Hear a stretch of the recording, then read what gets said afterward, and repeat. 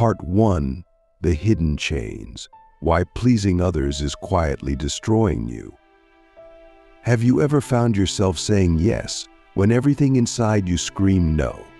Smiling when you wanted to cry? Helping others while your own soul slowly withered in silence? If so, you're not alone. You're standing at the edge of one of the deepest psychological traps in human behavior, the compulsion to please. And what you're about to discover is not just psychological, but existential. Because this isn't merely about being nice, this is about identity, trauma, and truth. We begin this journey with a paradox. People pleasers are often the kindest, most sensitive people you'll meet, and yet, they are also the most emotionally violated. Why? Because they live in a prison built from their own goodness. A prison with walls made of approval, fear, and self-erasure. And the terrifying part is, most don't even know they're in it. They mistake their obedience for virtue. They confuse silence for peace. But beneath the surface, something is decaying, something sacred, the self. This is the hidden psychology of the pleaser. At first glance, we admire them. They're always accommodating, agreeable, helpful. But look deeper and you'll see the cracks: chronic anxiety, burnout, a deep void where their own desires should live. They give so much to others that nothing is left for themselves. And here is the first brutal truth. People-pleasing is not kindness, it's self-abandonment disguised as virtue. Schopenhauer once said, "Compassion is the basis of morality," but even he would agree when compassion becomes compulsion, it stops being moral and starts being masochistic. The pleaser is not acting from love, but from fear. Fear of conflict, fear of rejection, fear of being seen as selfish, and most of all, fear of being left. This fear runs so deep that many pleasers would rather betray themselves than risk disappointing someone else. But here's the question that breaks the illusion. If you must betray yourself to be loved, is it really love? Let's go deeper. Where does this wound begin?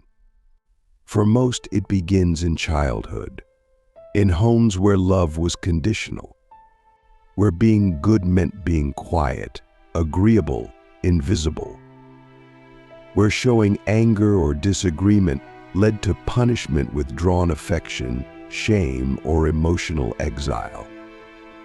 So the child learned early, safety lies in compliance.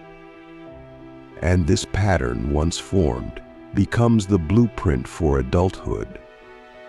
We carry it into work, relationships, friendships, everywhere. And here's the psychological twist: people pleasers don't just fear rejection. They believe they deserve it. Deep down, many pleasers carry a hidden belief: if I don't give, I won't be wanted. If I don't serve, I have no worth. This is not conscious, but it is powerful. It drives their every decision, and it leads to a quiet kind of death. Not physical, but spiritual. The death of authenticity. The death of the true self. Click subscribe to this channel to get more profound insights. Now imagine this scene. A man stands alone in his apartment. He's helped everyone: his boss, his partner, his friends. But tonight, there's no one to help, no one to please. And as the silence grows, so does the panic. He realizes he doesn't know who he is without the role of the helper. His identity is built entirely on the reactions of others. And in that terrifying moment, he whispers a truth he's never dared to say aloud: I don't know myself. This is the existential crisis of the people pleaser. They are not just exhausted, they are lost. Because when your life is built around meeting others' expectations, you never learn to meet your own. You become a mirror, reflecting what others want to see. But mirrors don't have substance, and eventually they shatter. At around the 3-minute mark of this journey, something mystical happens. A philosophy of the self begins to emerge not from books, but from brokenness. You begin to see that real healing doesn't come from giving more, but from reclaiming what was given away. Your time, your boundaries, your truth. And suddenly, a strange and beautiful question arises: what if I stopped pleasing everyone and started telling the truth? But here's where the war begins. The moment a people pleaser stops agreeing, the world resists. Their partner accuses them of being distant. Their friends say, "You've changed." Their boss grows cold. And the pleaser feels guilt, deep, suffocating guilt. Because their nervous system has been wired for others' comfort, not their own.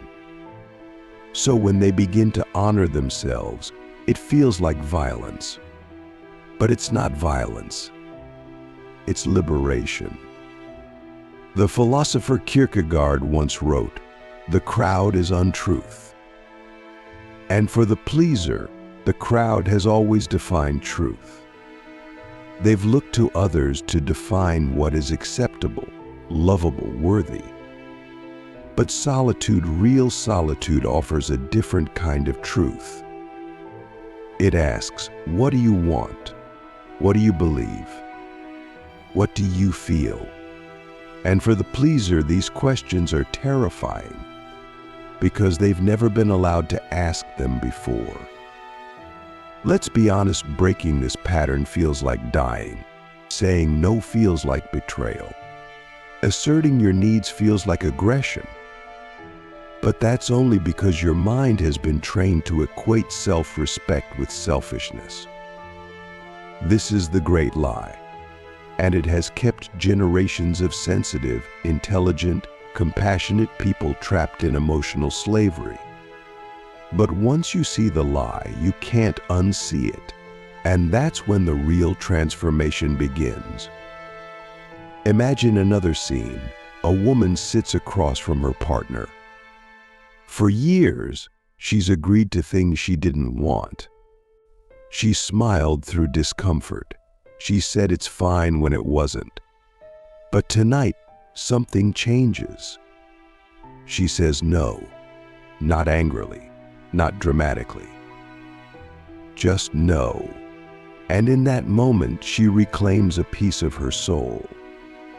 That act, though small, is revolutionary because it breaks the cycle of self-erasure. But here's the most radical idea yet. You were not born to please. You were born to live, and living requires risk. It requires conflict. It requires the courage to be disliked. This is the truth 99% never realize, because society rewards the pleaser. It calls them nice, easygoing, a team player. But what it really means is compliant, controllable, convenient.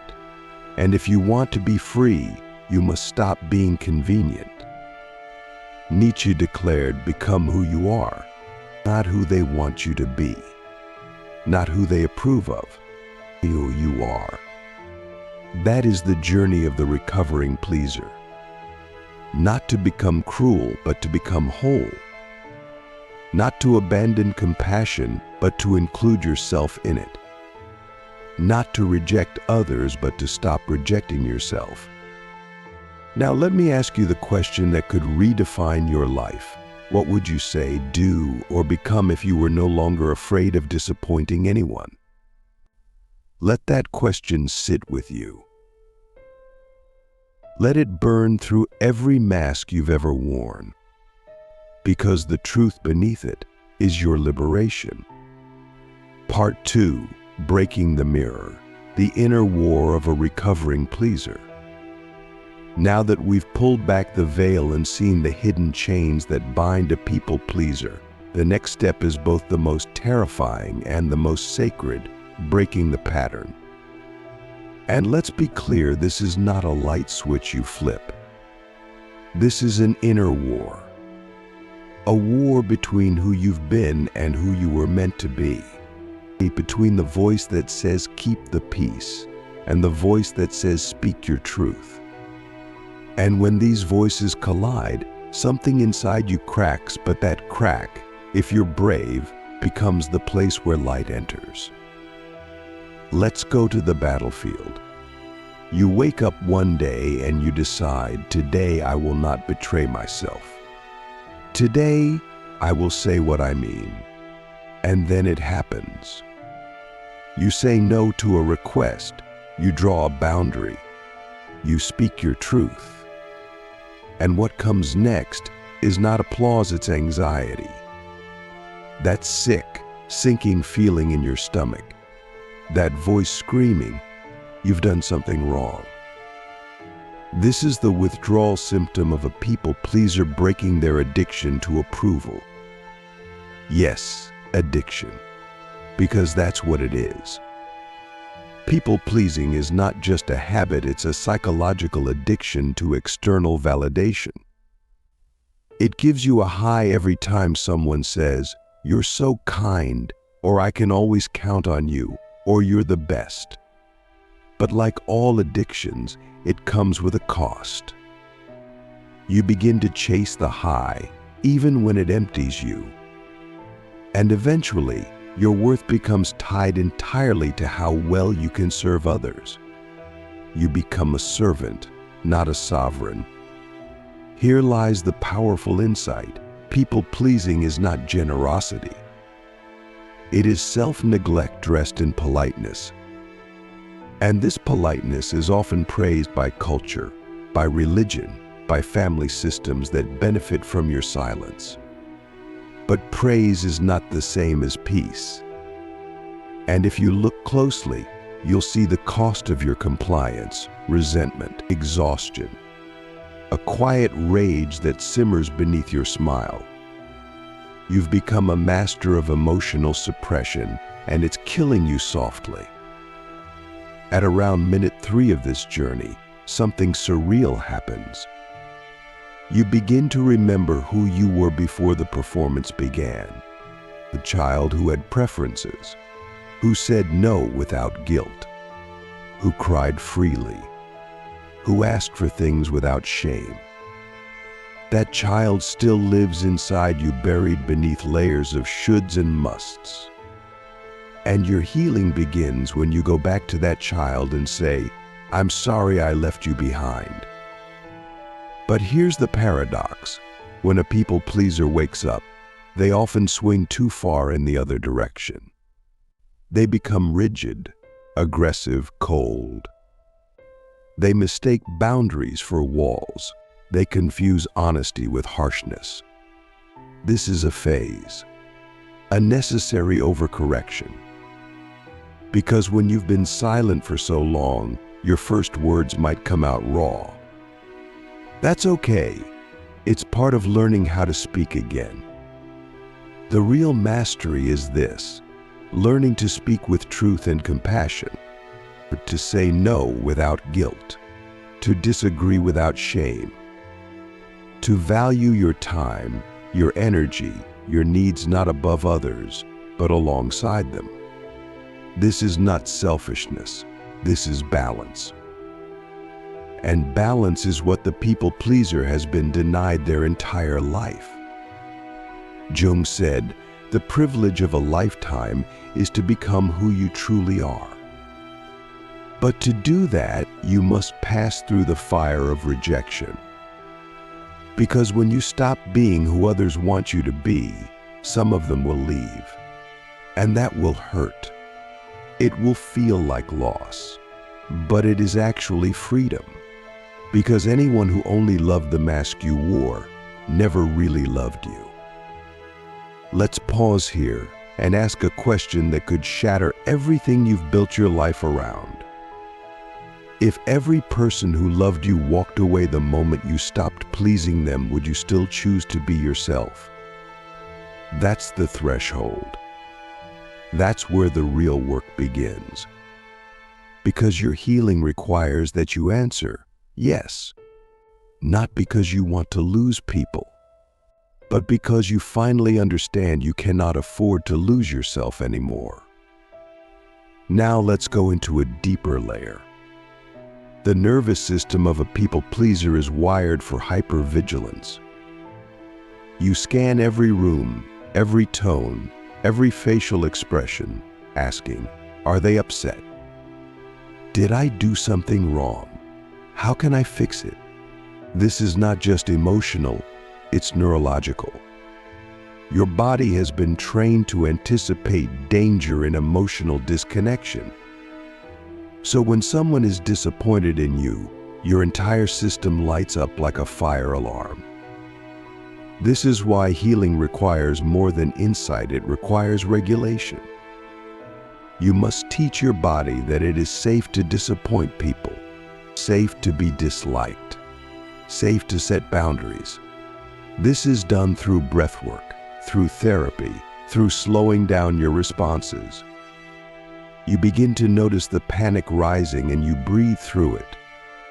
You resist the urge to fix. You sit in the discomfort. And eventually your body learns, I can survive this. But here comes the second revelation. Once you stop performing, you begin to attract new people.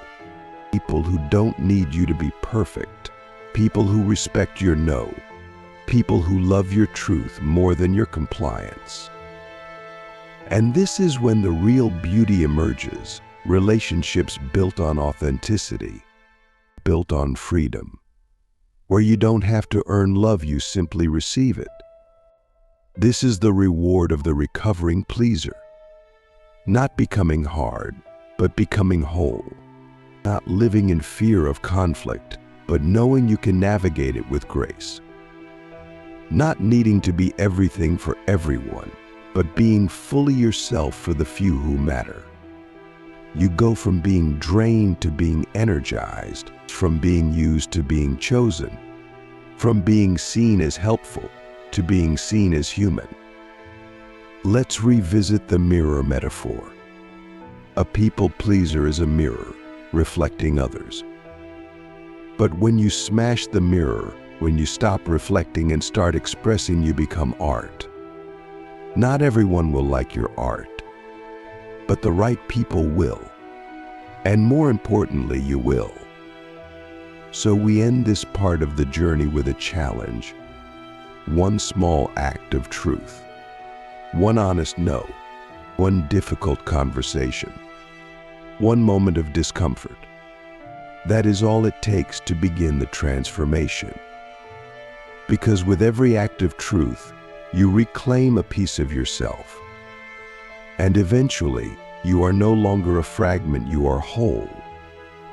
Now let me leave you with this. If you were no longer afraid of being misunderstood, how much more honest would your life become? Sit with that. Let it echo in the silence. Because in that silence, you will hear the voice you've ignored for too long, your own. Part 3. Becoming unshakable. The rise of the authentic self. You've made it through the fire, through the painful recognition of your patterns, through the inner war between who you were and who you long to become. Now we step into the final chapter, the rebirth, the emergence of the authentic self. And let's be clear, authenticity is not a performance. It's not a brand. It's not a curated identity. It's a quiet, grounded power. It's the feeling of being rooted in your truth, regardless of who's watching. And once you taste it, you will never trade it for approval again.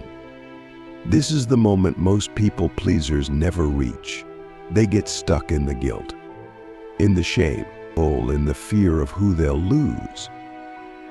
But you've gone further. You've started to realize that the cost of pleasing is far greater than the cost of being real. And now, something miraculous begins. You no longer ask, what do they want me to be? Instead, you ask, who am I when no one's looking? And that is the beginning of freedom. Let's be honest, authenticity is not always comfortable. It requires you to disappoint people, to disagree with them, to walk away from relationships that once defined you. But what you lose in comfort, you gain in clarity. You begin to see who is drawn to your mask and who is drawn to your soul. And here lies a deep philosophical truth. Only when you remove the false can you attract the true. Epictetus, the Stoic philosopher, said, if you want to improve, be content to be thought foolish and stupid. That's the price of self-respect. You will be misunderstood. You will be labeled. You will be rejected.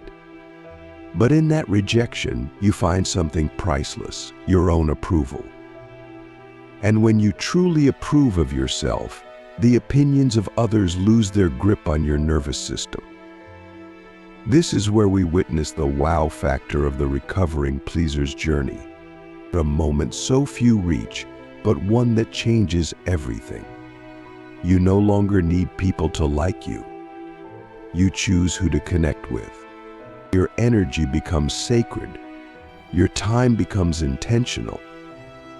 You stop over-explaining, over-apologizing, over-accommodating. You realize that your job is not to manage other people's emotions, but to honor your own. Let's make this practical. There are 3 pillars to becoming unshakable after a lifetime of people-pleasing: boundaries, embodiment, and belonging. Boundaries are not walls. They are doors. They are how you teach people how to treat you. When you say, this is okay, and this is not, you are not being rude, you are being real. And the people who belong in your life will respect those lines. The ones who don't, let them go. Because if someone needs you to betray yourself in order to stay, they were never your person to begin with. Embodiment is the second pillar. It means you don't just say your truth, you live it. Your posture changes. Your tone shifts. You walk differently. You breathe differently. You no longer shrink to make others comfortable. You take up space not with arrogance, but with presence. You stop abandoning your body in moments of tension. You anchor yourself. You stay. And in that staying, you reclaim power. The third pillar is belonging, but not the kind you grew up chasing. Not the crowd-pleasing, approval-winning kind. Real belonging. The kind that doesn't require performance. The kind that says, I see you. I hear you. I love the real you. But here's the twist. You can't find that belonging until you offer it to yourself first. You must become your own safe place, your own home. Because only from inner belonging can outer belonging be real. Now pause and consider this. What would your life look like if every decision you made came from alignment, not anxiety? Visualize that for a moment. A life where your yes means yes. Your no means no. Your relationships are rooted in truth. Your work reflects your values. Your presence is felt. You are seen not as a product of others' expectations, but as a sovereign being. That life is not a fantasy. It's a choice. But it begins with one act of courage at a time. Let's go deeper. One of the most profound shifts you'll experience is this. You stop chasing love, you become love. You stop begging for attention you embody worth. You stop fearing solitude, you thrive in it. This is what happens when the people pleaser dies and the authentic self is born. You become your own source. And from that source you give not to be needed, but because you are full.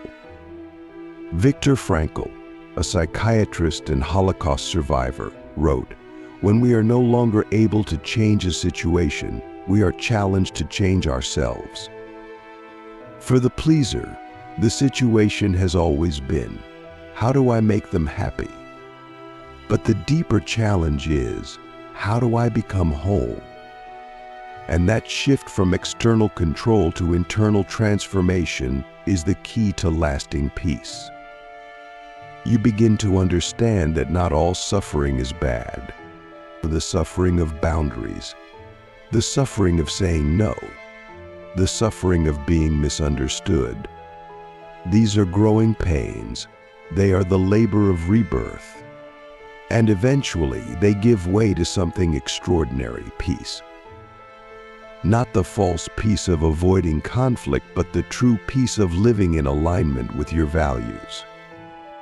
Let me ask you a question that could redirect the next decade of your life.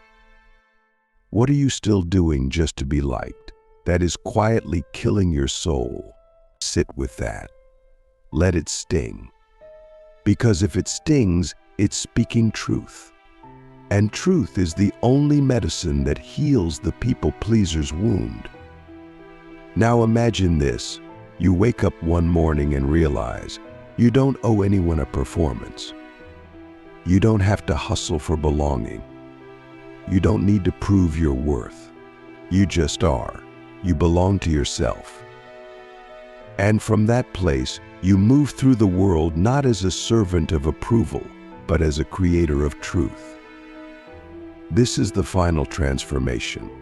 You go from being drained by every interaction to being energized by your boundaries. You go from fearing solitude to choosing it. You go from avoiding conflict to embracing it as a doorway to deeper connection. You become whole, and wholeness is magnetic. It draws in the people who are ready for the real you and repels those who never were. So we close this journey not with a conclusion, but with a beginning. The beginning of the life you were meant to live before fear took over. A life not of pleasing, but of presence, not of compliance, but of conviction, not of survival, but of sovereignty. The people pleaser in you may still whisper. That's okay. But now you have a stronger voice. The voice of your truth. The voice of your soul.